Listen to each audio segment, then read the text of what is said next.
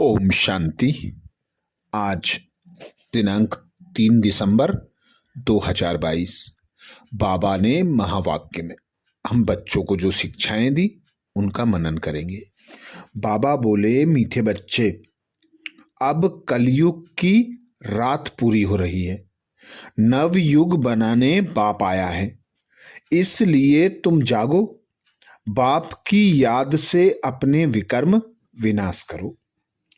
मीठे बच्चे, अब कलयुग की रात पूरी हो रही है, नवयुग बनाने बाप आया है, इसलिए तुम जागो, बाप की याद से अपने विकर्म विनाश करो। अर्थात सतयुग का रचयिता पिता निराकार परमात्मा शिव विश्व का कल्याण करने अर्थात कलयुगी दुखी दुनिया पतित दुनिया को सतयुगी पावन दुनिया बनाने, सतो प्रधान बनाने के लिए भारत भूमि पर आते हैं। तो बाबा आकर बताते हैं कि अब कलयुग की रात पूरी होती है, इसीलिए गाया भी जाता है, ज्ञान सूर्य प्रकटा, अज्ञान अंधेर विनाश।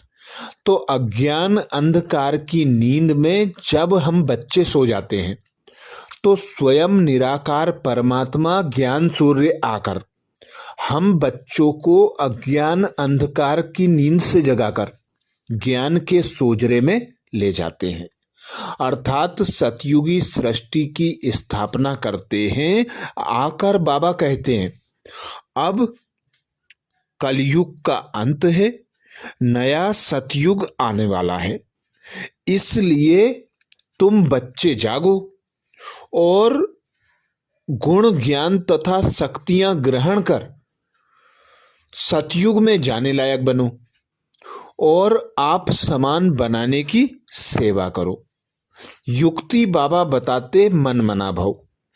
एक बाप पर मन बुद्धि एकाग्र कर लो, एक बाप की याद में रहकर अपने जो 63 जन्मों के विकर्म हैं उन्हें भस्म करो, तभी बाबा कहते तुम पतित से पावन बन सकोगे। इसीलिए बाबा कहते नई दुनिया को नया युग अथवा सतयुग कहा जाता है। यह है कलयुग पुरानी दुनिया। कुंभकर्ण की नींद में सब सोए हुए हैं, उनको आकर बाबा जगाते हैं। माया ने अज्ञान अंधकार की रात में सबको सुला दिया है। अब बाप कहते हैं, बच्चे कुंभकर्ण की नींद से जागो, अभी इस पुरानी दुनिया का अंत है, मौत सामने खड़ा हुआ है, अब रात पूरी होती है, दिन आना है, इसलिए तुम जागो। तुम समझ जाते हो कि बाबा आया हुआ है घोर अंधकार से सोजरे में ले जाने।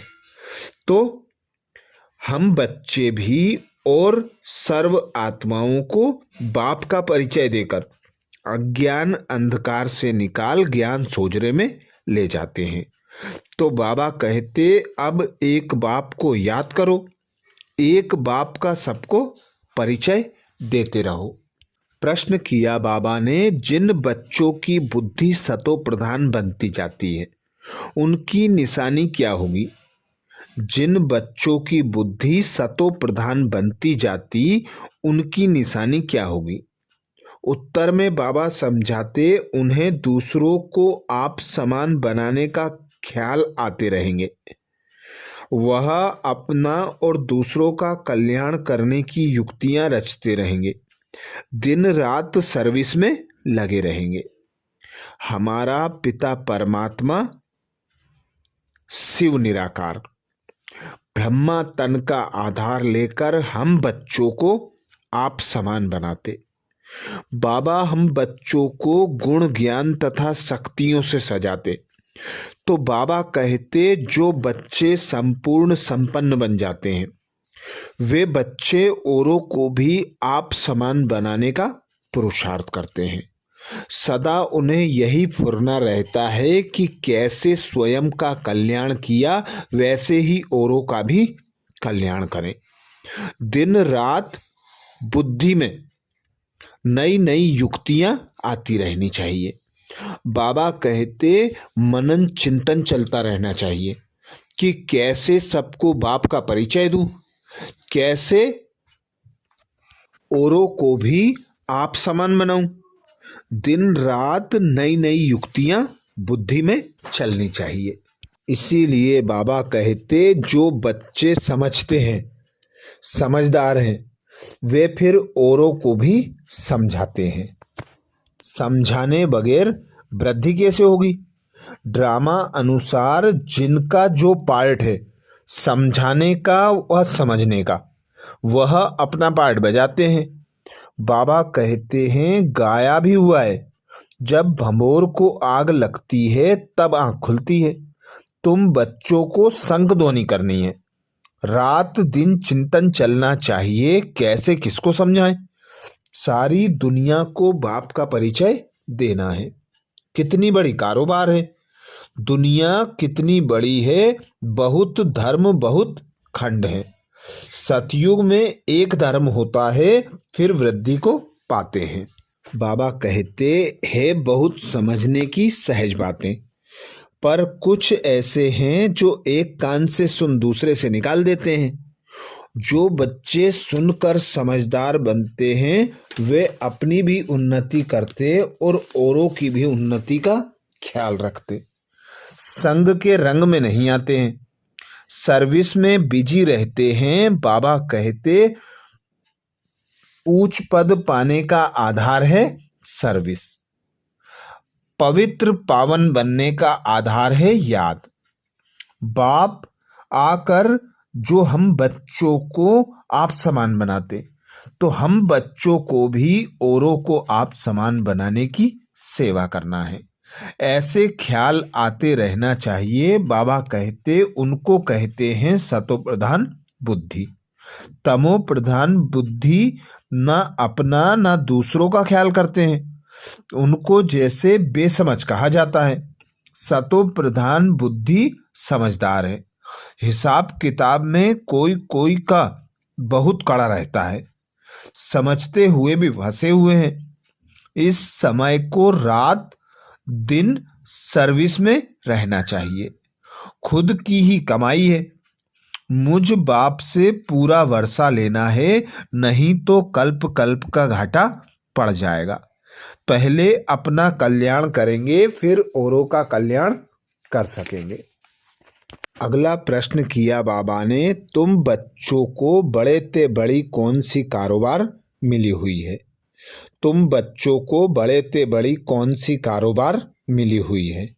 उत्तर में बाबा समझाते सारी दुनिया को बाप का परिचय देने की कारोबार बहुत कड़ी है। कोई भी आत्मा बाप का परिचय बिना रह ना जाए। रात दिन चिंतन चलता रहे, कैसे किसको समझाएं, शंख ध्वनि करें। गीत सुनाया बाबा ने, जाग सजनिया जाग, सुख के दिन आए के आए। बाबा कहते तुम समझते हो निराकार बाप ने ब्रह्मा मुख द्वारा ज्ञान सुनाया है। ब्रह्मा के मुख कमल से बच्चे पैदा होते हैं। जब तुमको सुनाए तब ब्रह्मा भी सुने। तुम ना होते तो शिव बाबा क्या करते? एक को तो नहीं सुनाया जाता। शास्त्रों में एक अर्जुन का नाम लिख दिया है, तो जिस समय जो पॉइंट निकलती है उस समय उसी में सर्विस में लग जाना चाहिए। तुम्हें हर बात बहुत क्लियर करके समझाई जाती है, परंतु योग में रहें, पावन बने, यह मेहनत है। विष छोड़ना कितनी मेहनत है। विष पर ही बाबा कहते झगड़ा होता है। तो बच्चों को सर्विस पर अटेंशन देना है कि पढ़कर औरों को पढ़ाना है। इस सर्विस में ही कल्याण है। ओना रहना चाहिए। जो नए आते हैं बाबा कहते उनसे फार्म भराने वाले भी तीखे चाहिए। जो बच्चे ज्ञान सुनकर समझदार बनकर औरों को समझदार बनाते, वे उच्च पद पाते हैं। सतो प्रधान बुद्धि वाले होते हैं। और जो बच्चे धन दान नहीं करते वे जैसे मनहूस हैं। अर्थात ज्ञान धन होने के बाद भी जो बच्चे दान नहीं करते उन्हें बाबा कहते मनहूस। वरदान दिया बाबा ने। वरदान में बाबा कहते याद और सेवा द्वारा अपने भाग्य की रेखा श्रेष्ठ ते श्रेष्ठ बनाने वाले भाग्यवान भव। याद और सेवा द्वारा अपने भाग्य की रेखा श्रेष्ठ ते श्रेष्ठ बनाने वाले भाग्यवान भव। बाबा हम बच्चों को सदा श्रीमत देते, याद और सेवा का डबल लॉक लगा लो तो माया से बच जाएंगे, पुरानी दुनिया से, पुरानी देह से न्यारे और प्यारे हो जाएंगे। क्योंकि जब एक बाप की याद की लगन में मगन मन और बुद्धि होते हैं तो बाबा कहते व्यर्थ मुक्त हो जाते हो, पतित से पावन बन जाते हो, विकर्म विनाश हो जाते हैं। और जब सेवा में बिजी रहते हो तो व्यर्थ से मुक्त होकर सतोगुणी उच्च पद प्राप्त करने का पुरुषार्थ करते हो। क्योंकि ब्राह्मणों का गायन है, अप्राप्त नहीं कोई वस्तु ब्राह्मणों के खजाने में। और सदा निश्चय बुद्धि होकर स्वयं पर, बाबा पर और ड्रामा पर अचल अडोल रहते हैं। वे सदा यही स्मृति रखते कि जो हुआ वह कल्याणकारी हुआ, जो हो रहा है उसमें भी कल्याण है, और जो होने वाला है उसमें और ज्यादा कल्याण है। तो सदा अचल अडोल रहकर तीव्र पुरुषार्थ करते। भाग्य विधाता भगवान पिता परमात्मा संगम युग पर ही मिलता है। इस वैल्यूबल समय की वैल्यू को जानकर अपना भाग्य ऊंचे ते ऊंचा बनाने की सर्विस करने वाले बच्चे ही भाग्यवान बच्चे कहलाते हैं। तो बाबा कहते ब्राह्मणों की जन्म पत्री में तीनों ही काल अच्छे ते अच्छे हैं। जो हुआ वह भी अच्छा, और जो हो रहा है वह और अच्छा, और जो होने वाला है वह और बहुत अच्छा, वह बहुत बहुत अच्छा। सभी के मस्तक पर श्रेष्ठ तकदीर की लकीर खिंची हुई है। सिर्फ याद और सेवा में बिजी रहो। यह दोनों ऐसे नेचुरल हों जैसे शरीर में श्वास नेचुरल है। भाग्य विधाता बाप ने याद और सेवा की यह विधि ऐसी दी है जिसमें जो जितना चाहे उतना अपना श्रेष्ठ भाग्य बना सकते हैं। स्लोगन में बाबा कहते संतुष्टता की सीट पर बैठकर परिस्थितियों का खेल देखना ही संतुष्ट मणि बनना है। संतुष्टता की सीट पर बैठकर परिस्थितियों का खेल देखना ही संतुष्ट मणि बनना है। तो ये थे बाबा के महावाक्य। अच्छा, ओम शांति।